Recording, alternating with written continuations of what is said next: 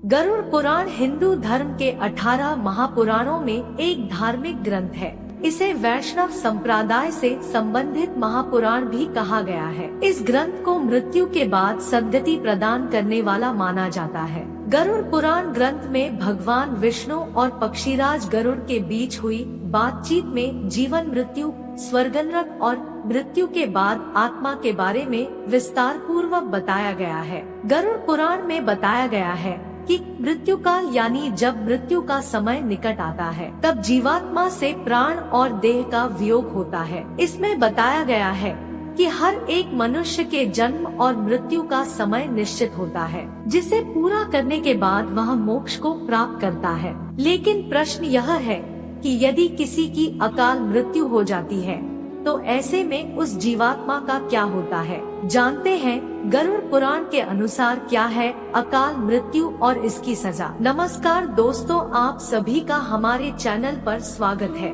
ऐसी वीडियो देखने के लिए चैनल को सब्सक्राइब करें और वीडियो को लाइक करें। गरुड़ पुराण के अनुसार किसी व्यक्ति के जीवन के 7 चक्र निश्चित होते हैं। इस चक्र को पूरा कर जिस व्यक्ति की मृत्यु होती है वह मोक्ष को प्राप्त करता है, और जो इस चक्र को पूरा नहीं करता है वह अकाल मृत्यु को प्राप्त होता है।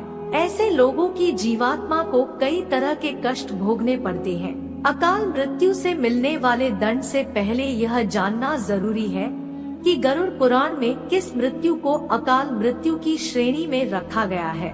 गरुड़ पुराण के सिंहावलोकन अध्याय में बताया गया है कि अगर किसी की मृत्यु भूख से पीड़ित होकर, हिंसक प्राणी द्वारा फांसी लगाकर, जहर पीकर, आग से जलने, जल में डूबने, सांप के काटने, किसी दुर्घटना के कारण या फिर आत्महत्या करने से होती है तो वह अकाल मृत्यु को प्राप्त हो जाता है। इन सभी मृत्यु में गरुड़ पुराण में आत्महत्या को सबसे घृणित और निंदनीय अकाल मृत्यु बताया गया है। आत्महत्या को भगवान विष्णु ने परमात्मा का अपमान करने के बराबर बताया गया है। कुछ लोग स्वयं आत्महत्या कर अकाल मृत्यु को प्राप्त होते हैं तो वहीं कुछ दुर्घटना आदि का शिकार हो जाते हैं। इसे लेकर प्राचीन वेद पुराणों में बताया गया है कि व्यक्ति 100 वर्ष तक जीवित रह सकता है, लेकिन जो लोग निंदित कर्म करते हैं वे शीघ्र ही विनष्ट हो जाते हैं। जीवन में किए कई महादोषों के कारण व्यक्ति की आयु क्षीण हो जाती है और वे अकाल मृत्यु को प्राप्त होते हैं।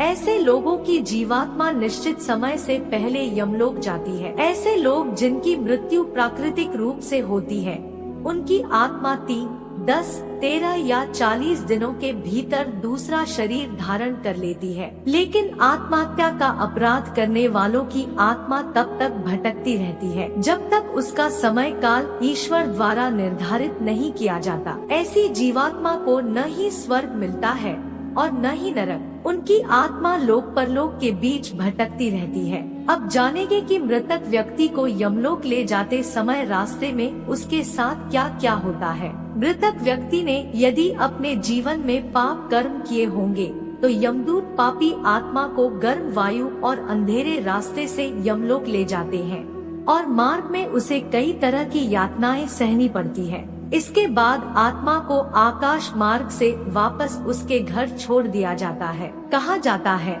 कि मृत्यु के बाद मृतक की आत्मा अपने परिवार वालों के साथ पूरे 13 दिनों तक रहती है और मृत्यु के बाद होने वाली अंतिम क्रियाओं और रस्मों को भी देखती है। 13 दिन बाद जब आत्मा का पिंडदान, 13वीं और ब्राह्मण भोज आदि किया जाता है तो इसके बाद यमराज के यमदूत आत्मा को फिर से लेने के लिए आते हैं। इसलिए हिंदू धर्म में किसी की मृत्यु के बाद 13वीं और 10 दिनों तक पिंडदान करना जरूरी माना गया है, क्योंकि इससे आत्मा को यमलोक तक की यात्रा करने के लिए शक्ति मिलती है। लेकिन इसके बाद भी यमलोक तक की यात्रा आत्मा के लिए आसान नहीं होती है। जब 13 दिनों के बाद यमदूत आत्मा को यमलोक ले जाने के लिए आते हैं तो आत्मा को सबसे पहले वैतरणी नदी पार करनी पड़ती है। इस नदी को गंगा नदी का ही रौद्र रूप माना जाता है। यह नदी लाल रंग की होती है क्योंकि इसमें आग की लपटें निकलती रहती है। नदी पार करते हुए आत्मा को खतरनाक जीवों का दंश भी झेलना पड़ता है।